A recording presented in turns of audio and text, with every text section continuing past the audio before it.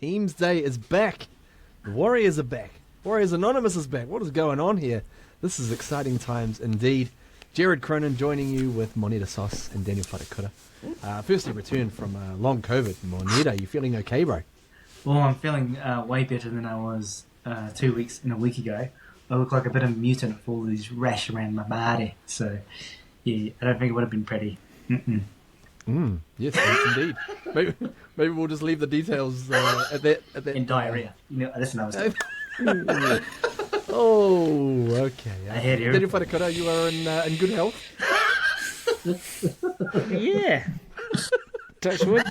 Yeah, for now it's closing in. It's everywhere, but hey, just got to keep battling on. Yeah. That's right. It's everywhere. Just like taxes. Oh, boy. Oh, God. But lads, we've successfully negotiated the bye week. And it's kind of felt like a long time since I saw the Warriors play. And in fact, even longer as well because of the team that we're about to maybe have a look over and see who has returned. So let's have a little run through both the teams for the game coming up on Saturday. And there's the North Queensland Cowboys. Got to look at them first just to be fair-minded sports individuals. Thank you very much. Get out of here. That was probably too long. And for the Warriors, we're back. We're back with Chance. Chance is back in charge. Boy, oh boy. Can't wait to see him having a crack. Apparently the illness, maybe he had COVID as well. I'm not sure, but on the wing. Oh, yeah. Played a good... What an easy lesbian. What an easy lesbian. That was... Blocker Roach's caption from Fox Sports. The Rocco has returned. Well, supposedly anyway. We'll see. We'll see about the hand. See what the Rocco's cooking. That's right. On the other side, in the other centre spot, is the trusty.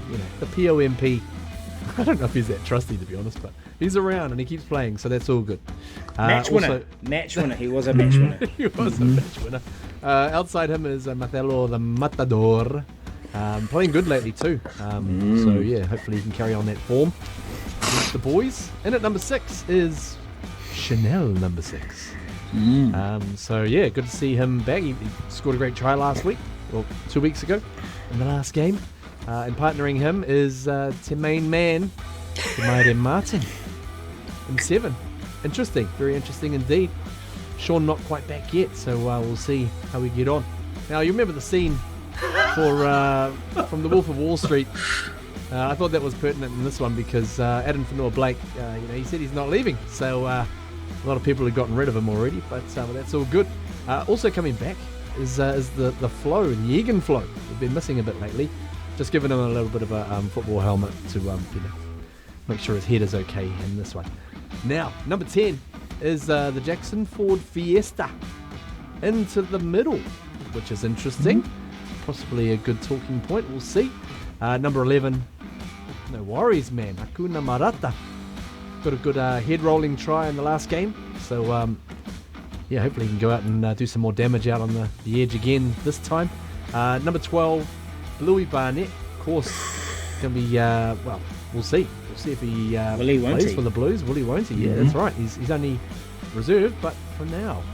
Captain Tohu Harris returns. Good to see him back. Who are these guys? Man, oh man, this is like a new team. That's right, Tohu. Yeah, that's right. How things used to be. Salute to Doom. G.O.D. He's on the bench. And of course, his powers are going to be magnified this week because he's going to be alongside his boy, the Bald Brothers, getting it done. Sweet Jazz. Sweet Jazz. Jazz, we're the beers. We're the beers bar round. That's right. Indeed. We need Isaac for this one. We'll just chuck in a clip of him saying, hey, must be Tom out there. And also, a number 17 is a guy that you might not recognise. He signed with us in the off-season and hardly played a game so far. So let's see how Kurt Capewell gets on. The 18th man is our guy, our good mate, the money man, Freddie Lusco. And that is the teams. That is our starting lineup for the Warriors. A little bit to cover here. First of all, we'll start with the main headline, I suppose, and that is with Sean Johnson not returning. Apparently he's due to come back for the Storm game. So, Moneta, what do you make of that omission? I think they're just resting him up, to be honest with you. He had a lot of niggling injuries. One, the Achilles, and his, and his pecs. So I think they're just resting him up, and I think we'll probably see him back within a week or two. But I am not complaining about TM and CHT in the halves combination. So yeah, that's right. I mean, they've shown Daniel. They've shown us something a little bit different. In the weeks that they've been in there, Chanel just came in for the previous game against the Dolphins, and he didn't put a foot wrong. I didn't think. No, what we're going to get with Chanel, right? He's going to defend well in the line. He's definitely going to be a backup option as well. Has been noted to be one of the fittest players, if not the fittest player in the club as well. So he's going to, like a box-to-box midfielder in football, he's just going to be end-to-end. And Tamaiti, he's just running the show and doing it his way. I'm doing it my way. The reason why, he just simplified the game. He just simplified the game plan, and that's what we've benefited from the last couple of weeks. So it's a bit of a luxury not needing to rush SJ back. Absolutely. Moneta, what do you think about the fact that we are bringing a good sort of 6-7 guys back all at the same time? Is that going to be a positive because they're fresh? Is it going to be a negative because they're relearning a few combos? I've been thinking about it. I mean, obviously the last 2 weeks we've been playing bloody well, especially people coming from the New South Wales Cup and being able to back it up. I'm just hoping that they were able to see the determination that they had and go and realise, and they can't rest on their laurels and go, oh shit, we don't have these positions sewed and we have to play for our position. So yeah, I just hope they have that same intensity, the same pace, because it looked like they look quicker. But to Daniel's point, they just simplified the game, and I think they actually had better kicking options before, and probably not long game but short game. I thought TMM was sensational for the short kicking game, and so I do worry a bit. Because I thought the previous 2 weeks showed what we were missing, and I'm only hoping that the players returning can see what was missing and replicate that. I think with the players returning, the benefit is they're senior players, right? So they're mostly 50 game plus NRL players. And look, we had great result from some of the fringe players, some of the cup players. But what you tend to get with let's say a 0 to 30 game NRL player is you'll get a 9 out of 10 1 week, and you might get a 6 or a 5, and they're just learning the trials and tribulations, the week in week out of league. So the fact is that you can bring some of the senior cattle back. Should just right the ship. Yeah. And to Moneta's point, hey, we went away from what we were doing, the 1%ers, the kick chase pressure, all those things we just thought would unfold for us and would win. We went away from that and we weren't, and then the guys, put their shoulders into it and got the result. And to your point, just to add to that, I think it just proved that we were playing injured. Before the last 2 weeks, they actually needed that break, and so them coming back now, they'll hopefully be refreshed, ready to go, and not having to worry about those little niggling injuries and so forth. It's been it's quite a interesting comparison between this time last year and where we're at this year, and we're actually kind of similarly placed to where we were at the same stage, which is interesting because it feels like we're a long way off from where we were, but we're not actually, to be fair. Now, Daniel, on the front row, a couple of big ins there. Obviously, the biggest in of all is the return of AFB. First of all, what do you think his influence will be coming back? Yeah, as a professional, someone who's let the team down, let his mates down, I guess, he'd want to make a statement. He'd want to show that he's, he is worth the value that he is paid as well. And the season's not gone, right? So I think there was conversation pre the Panthers game that he's going to go, or not he's going to go then, but if they lost that game, then pretty much out of the running as well. And then was the narrative that he could go early, go to the Sharks or whatever. Finucane was medically retired. Does that free up some cap? So all that sort of shit. Look, you can put that to bed, really. Hopefully, he'll just want to come back and rip and tear and get on the buzz with the other guys, because it's a bit stink, really. Like to not kind of celebrate the success of the team just because you had a bit of a poor showing. So yeah, a little bit embarrassing, I guess. And there's only one way to right that, by turning it up against the Cowgirls. And again, his kind of idea of, say a poor showing is still probably about a 7 for most other players anyway. So, so an interesting one. It seems like he's done a lot of the right things to try and atone for that in the time since. So hopefully he comes out and has an absolute stormer. And the worst thing is he's played big minutes all season. So actually to have 2 weeks off and massive freshen up, hey, it's not a bad thing. Yeah. Absolutely. On the other side of the scrum, I don't know if they necessarily work it in that way anymore in terms of the scrums. League scrums. But in terms of the listing, Jackson Ford, Monitor, your former man crush, has now come in to crush some men in the prop forward position. Sounds kind of kinky, but Hey guys. Anyways, back to the game. Interesting. I didn't pick that, to be honest with you. But I guess he's trying to play as many of the starting forward pack as he can. It is quite a bit of a logjam. Marasa being back also, and like Tohu, you got Dylan Walker on the bench now, along with Jazz Tavanga. And then Kurt Capewell.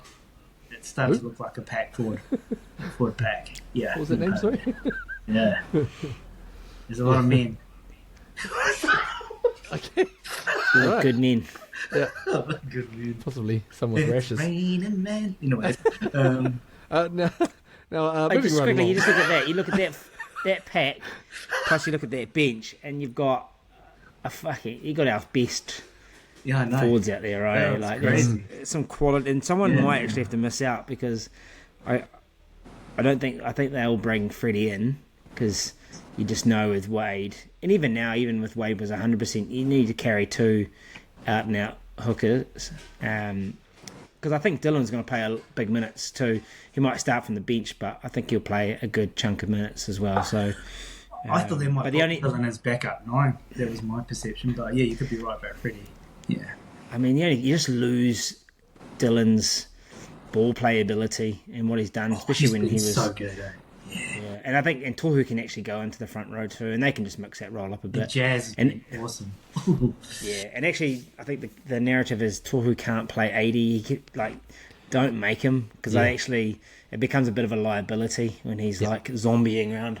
Like, love the bro, but he's got fucking tape hanging down him, and he's like zombieing around in the middle, and actually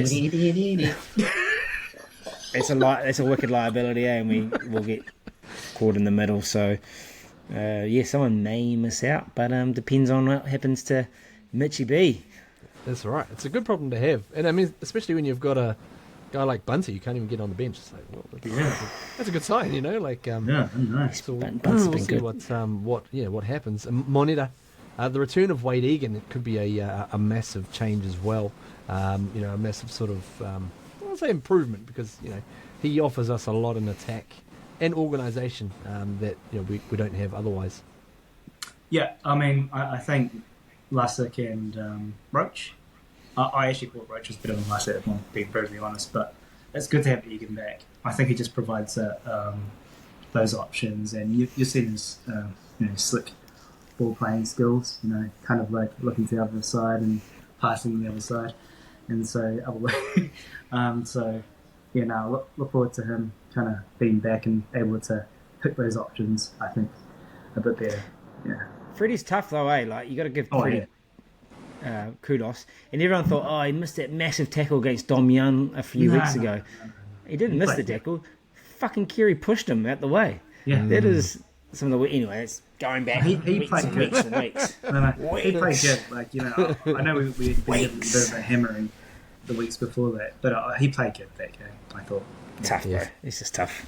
Yeah. Spoonie's going to be asking us to put on the old the tinfoil hats. No,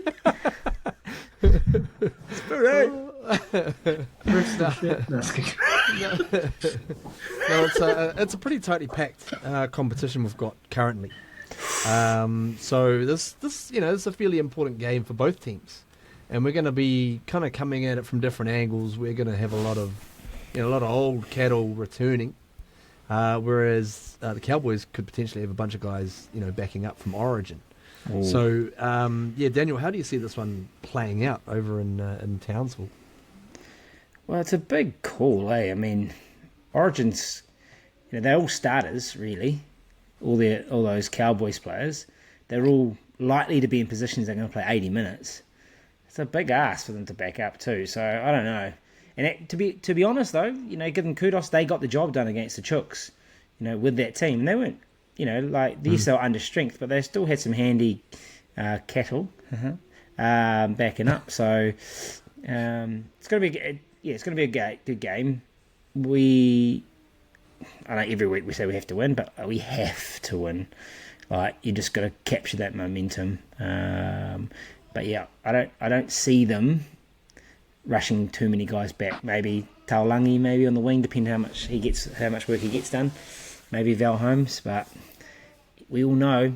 Actually, last Origin, when the players were rushed back after playing Origin 1, there were a bunch of soft tissue issues. Lots of hammies going, lots of calves going as well. Right. So just because guys are backing up 3 days after, it's rough. Don't do it, Cowboys. Toddy, don't do it. That's right. Someone tell Toddy don't do it. And just be like, hey, the stats don't lie. You've got the season to think about, mate. That's right. Yeah, it's a long one. Just take it easy this week. Monita, bro. We'll start with you for predictions. Give us a result and a score. Ooh. I think it'll be similar to the last 2 weeks. It'll be a tight game. I reckon it'll be 30. It'll be high scoring game because I think the attack's coming back. 30-22. We'll go 30-22. To the Warriors. All right. Oh, no, all right. No, Warriors, of course the Warriors. Yeah. To the Raiders. That's good. Thank you for that. Daniel Wharekura, what is your score and prediction, my man? We're going to get the Chocolates 22-12. I think both teams the Cowboys without all their player options, if they don't come back as well, with our quality 4-pack, we'll restrict them. I'm going to go similar. I'm kind of getting a little bit of feels for the last time we went over to Townsville. I think it was about round 3 of last year, and we beat them something like 26-12. I remember that game, all of a sudden people were like, ooh, these guys might be all right. So it turns out they went okay. Hopefully we can do that this weekend and start something for a bit of an exciting patch. It's going to be interesting, the Origin period. I don't know quite how it's going to pan out, but at least we're kind of on the wave, the injury wave, or the right side of the injury wave, where we're getting guys flooding back rather than peeling off. So we'll see, boys. We'll see. Exciting times ahead. Get excited for Saturday. And yeah, we'll have to break it all down on the next podcast episode. We'll be returning this week. Sorry, guys. This is Jared Cronin on behalf of Monita Sauce. Isaac Sauce also, MIA from just doing too much over the weekend. Filipino Magic Round, I think it was. The Payne Haas Memorial Shield. And Daniel Wharekura. This has been Teamsday. And we'll catch you next time right here on Warriors Anonymous. Up the wires. At the Blues! Oh, yeah, and the Blues as well. The Reds. Greens. No, not Reds. No, I'm getting confused. Oh, my God. Oh, my life. Sunday. Father's Day. Yes. 10.